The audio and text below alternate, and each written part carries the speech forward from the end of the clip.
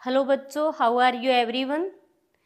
तो चलिए आज हम पढ़ेंगे 10th क्लास का जो चैप्टर 6 है त्रिभुज।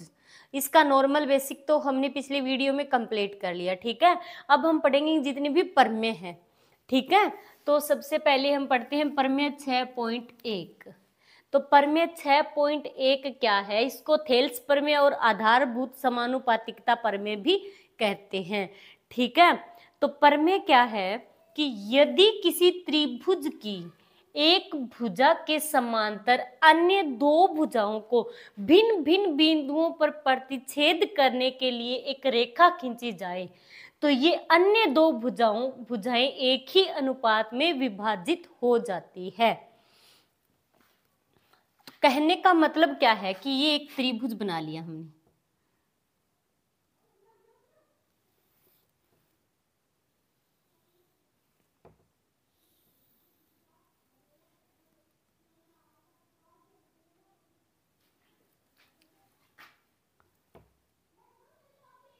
अब इस त्रिभुज को नाम दे दिया हमने ए, बी और सी। अब ध्यान से प्रमेय पढ़ना। प्रमेय क्या है कि यदि किसी त्रिभुज की एक भुजा के समांतर अभी चाहे तो इस भुजा के समांतर ले लो कोई दूसरी भुजा, या फिर इस भुजा के समांतर यहां ले लो, जो आपकी मर्जी हो, ठीक है। यदि किसी त्रिभुज की एक भुजा के समांतर, तो हम इस भुजा के समांतर लेंगे, ठीक है, बीसी के समांतर, एक भुजा के समांतर अन्य दो भुजाओं को भिन्न भिन्न बिंदुओं पर प्रतिच्छेद करने के लिए एक रेखा खींची जाए। मतलब बी सी के समांतर हम ये रेखा खींच रहे हैं, ठीक है। इसको नाम दे दिया डीई। तो ये रेखा क्या करेगी? एक तो ए बी रेखा को इस बिंदु पर प्रतिच्छेद करेगी और जो एसी रेखा है इसको ई बिंदु पर प्रतिच्छेद करेगी। तो मतलब बीसी रेखा, किसी रेखा के यदि किसी त्रिभुज की एक भुजा के समांतर अन्य दो भुजाओं को भिन्न भिन्न बिंदुओं पर प्रतिच्छेद करने के लिए अन्य दो भुजा कौन सी हो गई? ए बी और ए सी, ठीक है। अन्य दो भुजाओं को भिन्न भिन्न बिंदुओं पर प्रतिच्छेद करने के लिए, भिन्न भिन्न बिंदुओं पर प्रतिच्छेद कर रही है ना ये जो डीई रेखा है, इस भुजा AB को तो इस बिंदु पर प्रतिच्छेद करती है और AC को बिंदु E पर प्रतिच्छेद कर रही है, ठीक है। तो भिन्न भिन्न बिंदुओं पर प्रतिच्छेद करने के लिए एक रेखा खींची जाए तो ये अन्य दो भुजाएं एक ही अनुपात में विभाजित हो जाती है। कहने का मतलब क्या है कि तो ये अन्य दो भुजाएं, एक तो ये भुजा और एक ये भुजा, अन्य दो भुजाएं एक ही अनुपात में विभाजित हो जाती है। मतलब ये जो भुजा है इसका ए डी बटे डी बी एक ही अनुपात में विभाजित हो जाएगी, ठीक है। इसी प्रकार ए ई बटे क्या होगा? ई सी। यदि डी ई भुजा, ठीक है, यदि डी ई भुजा समांतर है कौन सी भुजा के? बीसी भुजा के, ठीक है। यदि डी ई भुजा समांतर है बीसी तो अब ये दोनों भुजाएं समांतर है, ठीक है। तो कहने का मतलब क्या है कि ये जो तीसरी भुजा है, अन्य दो भुजाएं एक ही अनुपात में विभाजित हो जाती है। तो इनका अनुपात क्या होगा? ये ए डी बटे डी बी बराबर ए ई बटे क्या होगा? ई सी। तो ये क्या हो जाती है? एक ही अनुपात में विभाजित हो जाती है। ये होती है हमारी थेल्स प्रमेय। आया समझ में? प्रमेय 6.2 क्या है? प्रमेय 6.2 जो थेल्स प्रमेय थी उसका विलोम है, ठीक है। तो यदि एक रेखा किसी त्रिभुज की दो भुजाओं को एक ही अनुपात में विभाजित करे तो यह तीसरी भुजा के समांतर होती है। तो हमारी प्रमेय 6.1 क्या थी कि यदि किसी त्रिभुज के, ये त्रिभुज है कोई, ठीक है,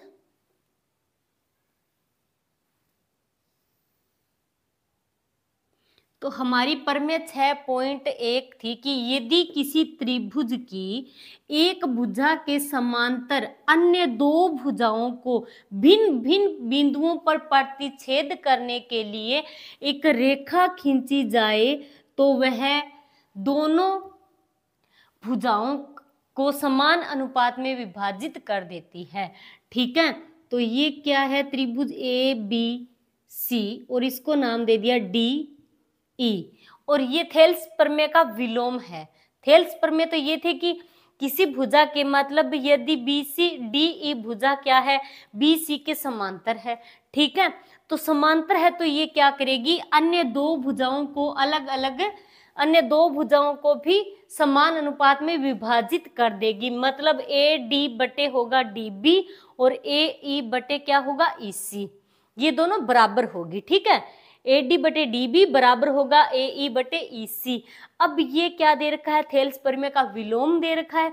तो प्रमेय क्या है हमारी कि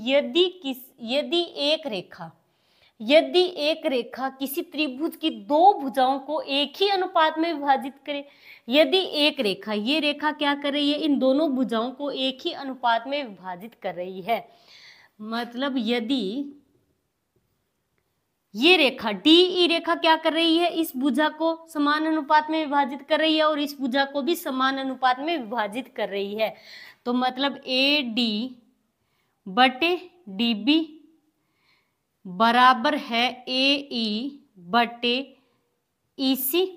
ठीक है, तो यदि एक रेखा किसी त्रिभुज की दो भुजाओं को एक ही अनुपात में विभाजित करे, एक ही अनुपात में विभाजित करे, ठीक है, तो यह तीसरी भुजा के समांतर होती है। तो तीसरी भुजा कौन सी होगी यहाँ पर, BC, तो यह तीसरी भुजा के समांतर होती है। तो DE समांतर होगी BC के, DE किसके समांतर होगी, BC के। आया समझ में? तो ये है थेल्स प्रमेय का विलोम। ठीक है, बिल्कुल आसान सी प्रमेय है। ठीक है, थेल्स प्रमेय तो थी कि किसी भुजा के समांतर खींची गई रेखा, किसी भुजा के समांतर खींची गई रेखा अन्य दो भुजाओं को अलग अलग बिंदुओं पर दो बिंदुओं पर प्रतिच्छेद करने के लिए खींची गई तीसरी रेखा दो भुजाओं को, इन दोनों भुजाओं को क्या करती है, समान अनुपात में विभाजित करती है। और ये थेल्स प्रमेय का विलोम हो गया कि ए डी क्या करे, ये तीसरी एक रेखा किसी त्रिभुज की दो भुजाओं को समान अनुपात में विभाजित करे तो वह तीसरी भुजा के समांतर होती है। ये इसका अपोजिट दे दिया। ओके, प्रमेय 6.3 क्या है, कोण समरूपता, मतलब एंगल समरूपता।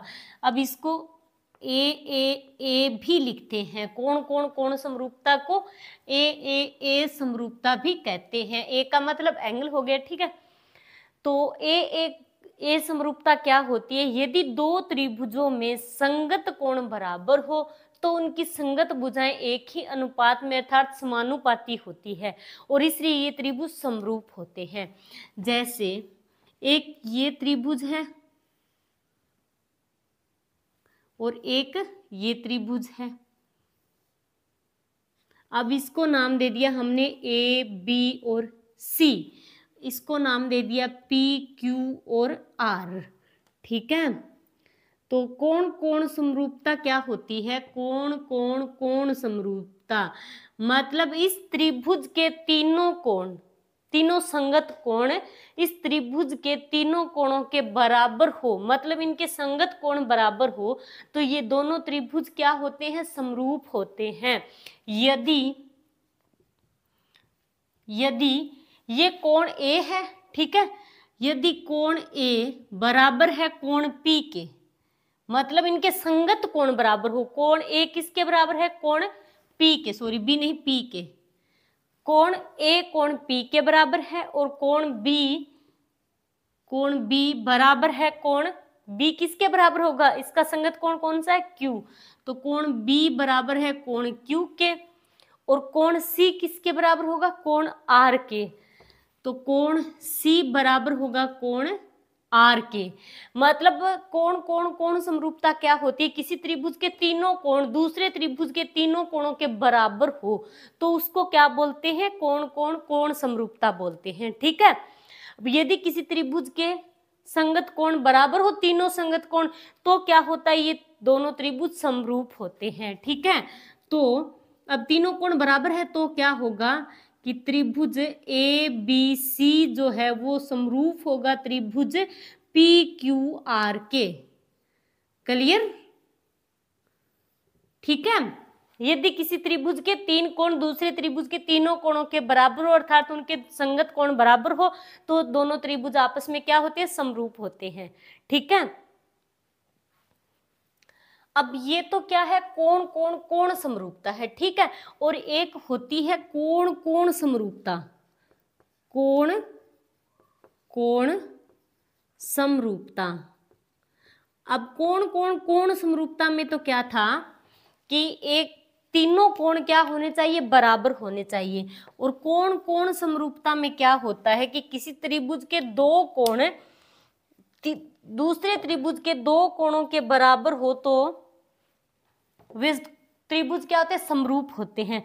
तो कोण कोण समरूपता क्या होती है कि यदि किसी त्रिभुज के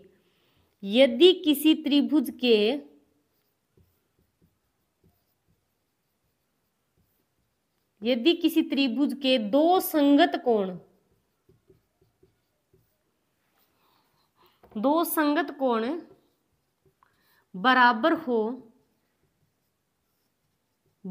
हो तो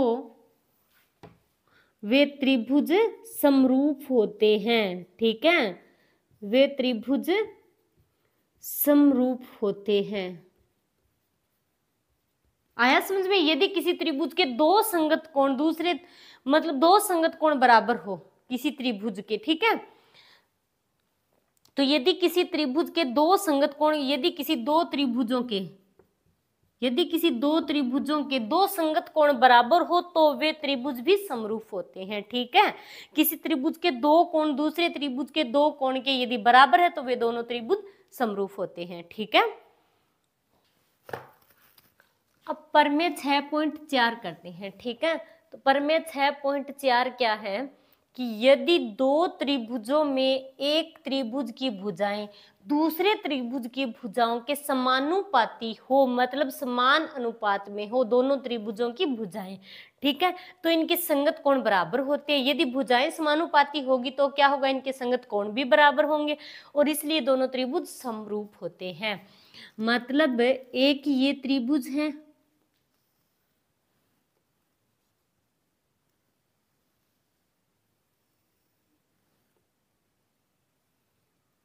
अब इसका नाम है ए बी सी, ठीक है, और एक ये दूसरा त्रिभुज है, अब इसको नाम दे दिया हमने पी क्यू आर। ठीक है, तो यदि और ये जो भुजा समरूपता है इसको एस समरूपता कसौटी भी कहते हैं। ठीक है, तो यदि ए बी भुजा पर में क्या हमारी, यदि दो त्रिभुजों में एक त्रिभुज की भुजाएं दूसरे त्रिभुज की भुजाओं के समानुपाती हो, मतलब समान अनुपात में हो, तो क्या होगा, यदि ए बी, अब ये भुजा ए बी है तो इसकी भुजा कौन सी होगी, पी क्यू, संगत भुजा यही होगी बराबर। अब इसकी बीसी भुजा है तो इसकी संगत भुजा दूसरी कौन सी होगी, क्यू आर, तो बीसी बटे क्यू आर बराबर, ये भुजा एसी है, इसकी संगत भुजा कौन सी है, पी आर, तो एसी बटे पी आर। ठीक है, अब यदि दोनों त्रिभुजों की संगत भुजाएं समानुपाती होंगी तो इनके संगत कोण भी बराबर होंगे। ठीक है, संगत कोण कौन से होंगे, तीनों भुजाएं बराबर है तो कोण ए कोण पी के बराबर होगा, कोण बी कोण क्यू के बराबर होगा, कोण सी कोण आर के बराबर होगा, तो ये दोनों त्रिभुज क्या होंगे, समरूप होंगे। तो मतलब त्रिभुज ए बी सी क्या होगा, समरूप होगा त्रिभुज पी क्यू आर के। क्लियर? तो ये है प्रमेय भुजा समरूपता। ठीक है, प्रमेय 6.5 क्या है? प्रमेय 6.5 है भुजा कोण भुजा समरूपता। भुजा कोण भुजा समरूपता SAS नियम भी कहते हैं इसको, ठीक है। भुजा कोण भुजा मतलब दो भुजाएं बीच का एंगल, ठीक है।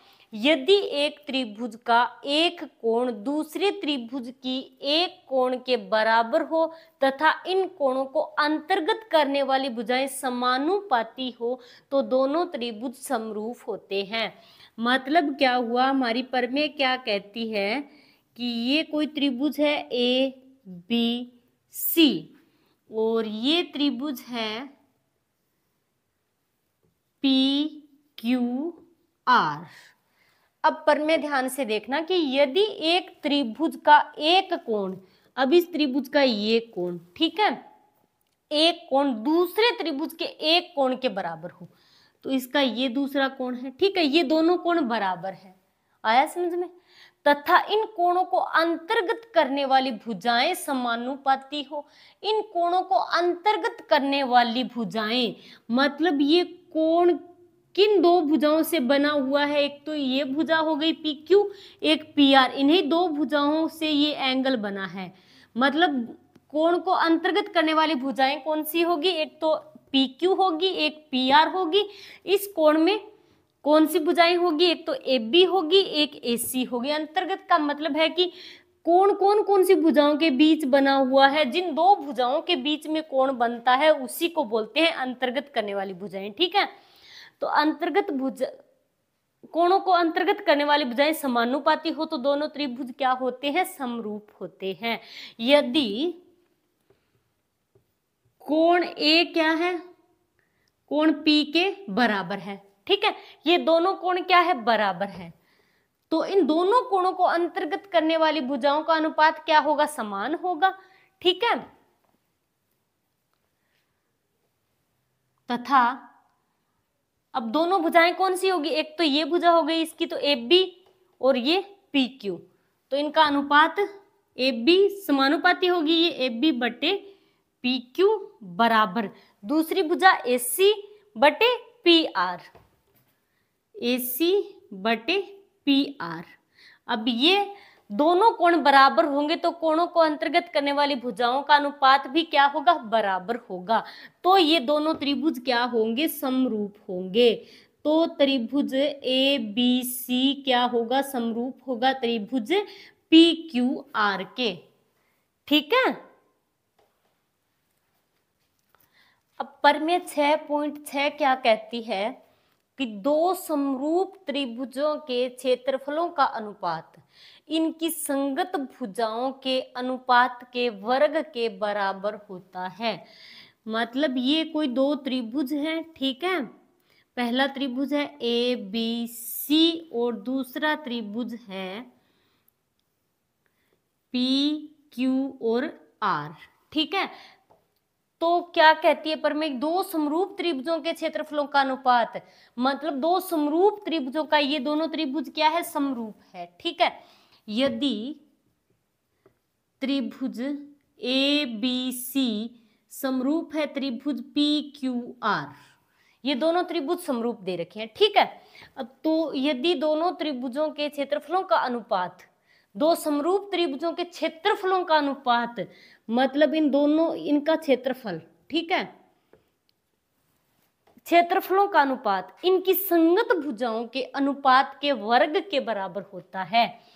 यदि दोनों त्रिभुज समरूप हो, ठीक है, ये दोनों त्रिभुज समरूप दे रखे हैं, तो दोनों त्रिभुज समरूप हो तो इन दोनों त्रिभुजों का क्षेत्रफलों का अनुपात, ठीक है, तो ABC का त्रिभुज ABC का क्षेत्रफल बटे त्रिभुज PQR का क्षेत्रफल, ठीक है। त्रिभुजों के दो समरूप त्रिभुजों के क्षेत्रफलों का अनुपात, ठीक है, तो दो समरूप त्रिभुजों के क्षेत्रफलों का अनुपात बराबर किसके होगा? इनकी संगत भुजाओं के अनुपात के वर्ग के बराबर होगा। तो संगत भुजाओं का अनुपात, अब इस त्रिभुज की AB भुजा है तो इसकी संगत भुजा कौन सी होगी? PQ होगी। तो AB बटे पी क्यू बराबर BC भुजा इसकी संगत भुजा QR होगी, तो BC बटे QR बराबर AC भुजा इसकी संगत भुजा PR होगी, तो AC बटे PR। तो प्रमेय क्या कहती है कि इनकी संगत भुजाओं के अनुपात के, ये संगत भुजाओं का अनुपात हो गया, ठीक है, अनुपात के वर्ग के बराबर होता है, अनुपात के वर्ग के बराबर होता है, तो अब इनका वर्ग कर दो, ठीक है।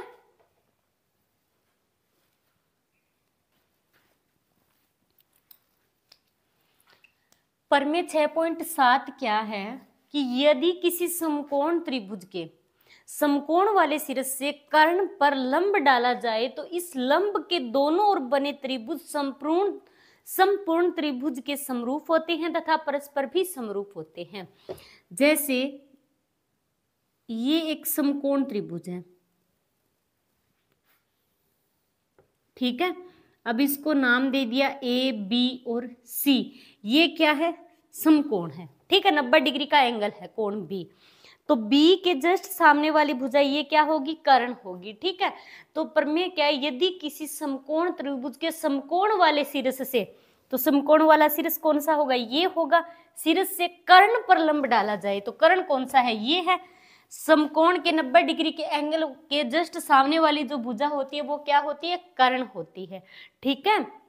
तो समकोण वाले शीर्ष से कर्ण पर लंब डाला जाए तो ये लंब डाल दिया, ये लंब डाल दिया, ठीक है। लंब डाला जाए तो इस लंब के दोनों ओर बने त्रिभुज, दोनों ओर, एक तो ये त्रिभुज एक ये त्रिभुज, लंब के दोनों ओर बने त्रिभुज संपूर्ण त्रिभुज के समरूप होते हैं तथा परस्पर भी समरूप होते हैं। अब इसको नाम दे दिया AD। कहने का मतलब क्या है कि समकोण वाले शीर्ष से कर्ण पर लंब डाला जाए तो लंब के दोनों ओर जो त्रिभुज बनते हैं ये त्रिभुज क्या होते हैं? संपूर्ण त्रिभुज के समरूप होते हैं और परस्पर भी समरूप होते हैं, ठीक है। जैसे कोण ABD त्रिभुज दे रखा है, त्रिभुज ABD समरूप किसके होगा? संपूर्ण त्रिभुज के, ABC के, त्रिभुज ABC मतलब लंब के एक और बना कोण त्रिभुज ये ऊपर वाला, ठीक है, ABD, ये त्रिभुज छोटे वाला, ये त्रिभुज किसके समरूप होगा? इस पूरे त्रिभुज के समरूप होगा, ABC के, ठीक है। इसी प्रकार दूसरा त्रिभुज कौन सा है? BDC। तो BD और C समरूप किसके होगा? त्रिभुज ABC के, ये भी इस पूरे के समरूप होगा, ठीक है। और आपस में भी क्या होंगे? दोनों त्रिभुज समरूप होंगे। तो मतलब त्रिभुज ADB, D बीच में, D 90 डिग्री का एंगल है तो इसको, ये 90 डिग्री का है तो ADB नाम ऐसे देना, ठीक है। तो ADB समरूप होगा त्रिभुज BDC के, ठीक है, त्रिभुज BDC के। आया समझ में? तो ये है हमारी प्रमेय 6.7। अब हम पढ़ेंगे प्रमेय 6.8। तो ये तो प्रमेय 6.7 हो गई। प्रमेय 6.8 क्या है? प्रमेय 6.8 पाइथागोरस प्रमेय है, पाइथागोरस प्रमेय, ठीक है। एक समकोण त्रिभुज में कर्ण का वर्ग शेष दो भुजाओं के वर्गों के योग के बराबर होता है। तो ये है समकोण त्रिभुज, ये समकोण त्रिभुज है, ठीक है, ABC, ये है इसका 90 डिग्री का कोण, और 90 डिग्री के कोण के सामने वाली भुजा ये क्या हो गई? कर्ण हो गई, ठीक है। और ये क्या हो गया? नीचे वाला आधार होगा, और ये क्या है? लंब। अब प्रमेय क्या है? अब प्रमेय को ध्यान से पढ़ना, ठीक है। एक समकोण त्रिभुज में कर्ण का वर्ग कर दो, कर्ण का वर्ग कर दिया। कर्ण का वर्ग शेष दो भुजाओं के वर्गों के योग के बराबर होता है। बराबर किसके होता है? शेष दो भुजाओं के, BC कर्ण बराबर शेष भुजा कौन सी, एक तो आधार है, तो आधार का सुकेर, यानी शेष दो भुजाओं के वर्गों के योग के बराबर होता है। ठीक है, तो आधार का वर्ग कर दिया प्लस में लंब, तो लंब का वर्ग कर दिया, तो कर्ण का वर्ग हो गया शेष दो भुजाओं के, ये शेष दो भुजा हो गई, भुजाओं के वर्गों के, तो ये वर्ग हो गया, वर्गों के योग के बराबर होता है। ठीक है, तो कर्ण क्या है, AC है, तो कर्ण की जगह AC लिख दो, AC की सुकेर, कर्ण यही भुजा है AC। ठीक है, आधार कौन सा है, BC, तो आधार की जगह लिखो BC की सुकेर प्लस में लंब कौन सा है, AB, तो लंब की जगह लिख दो AB की स्क्वायर। क्लियर, तो ये है पाइथागोरस प्रमेय। पाइथागोरस प्रमेय क्या होती है, कर्ण सुकेर बराबर आधार सुकेर प्लस में लंब सुकेर, मतलब समकोण त्रिभुज के कर्ण का जो वर्ग होता है वो शेष दो भुजाओं के वर्गों के योग के बराबर होता है। ओके, 6.9 क्या है, पाइथागोरस प्रमेय का विलोम है, उसका अपोजिट है। ठीक है, तो पाइथागोरस प्रमेय का विलोम क्या है कि यदि किसी त्रिभुज की एक भुजा का वर्ग अन्य दो भुजाओं के वर्गों के योग के बराबर हो तो पहली भुजा का सम्मुख कोण समकोण होता है। ये समकोण त्रिभुज है। ठीक है,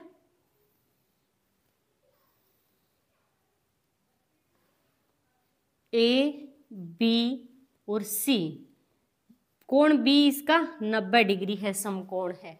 ठीक है, तो हमारी पाइथागोरस प्रमेय क्या थी कि यदि एक कोण 90 डिग्री हो, कोण B क्या है, कोण B क्या था, 90 डिग्री का था। ठीक है, तो पाइथागोरस प्रमेय क्या थी कि यदि कोण B 90 डिग्री है तो क्या था, कर्ण सुकेर बराबर मतलब AC की सुकेर, कर्ण सुकेर बराबर आधार सुकेर BC की सुकेर प्लस में लंब सुकेर मतलब AB की सुकेर था। ठीक है, कि यदि कोण B समकोण है तो उसके सामने वाली भुजा जो कर्ण है उसका वर्ग अन्य दो भुजाओं के वर्गों के योग के बराबर होगा। ये तो थी हमारी पाइथागोरस प्रमेय। अब क्या है, पाइथागोरस प्रमेय का विलोम है। तो पाइथागोरस प्रमेय का विलोम क्या होगा, ध्यान से देखना।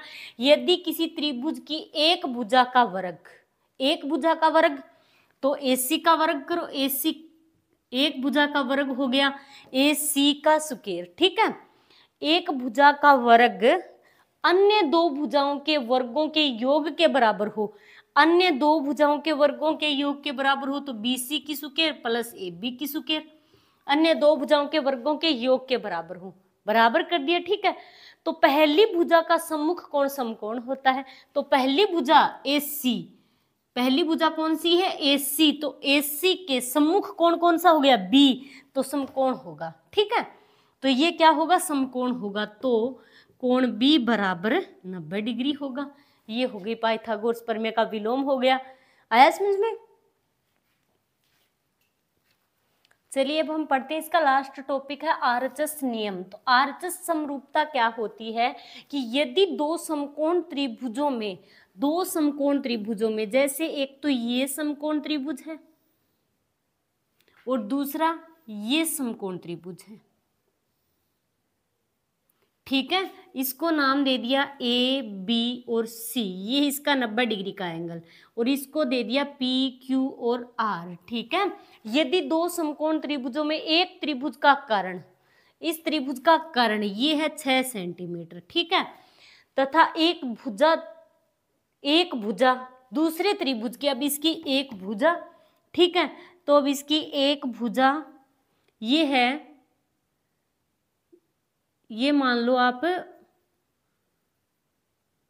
4 सेंटीमीटर की है। ठीक है,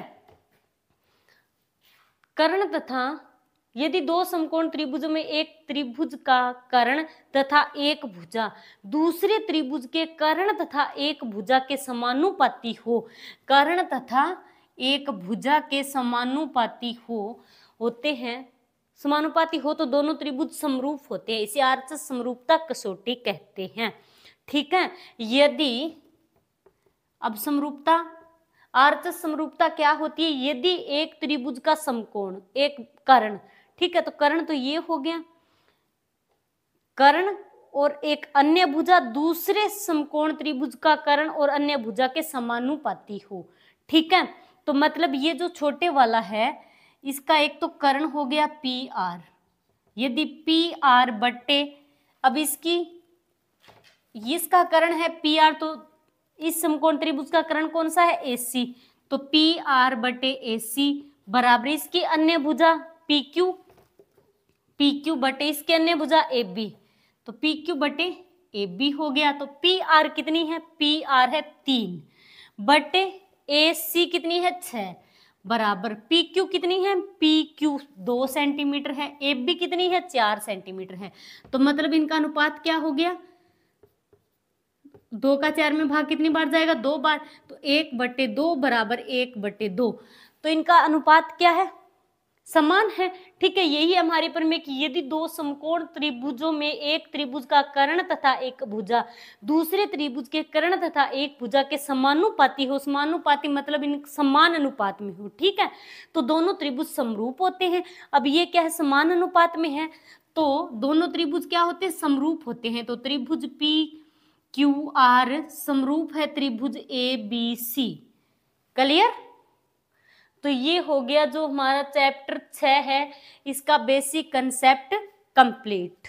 ओके, तो आज के लिए इतना ही। थैंक्स।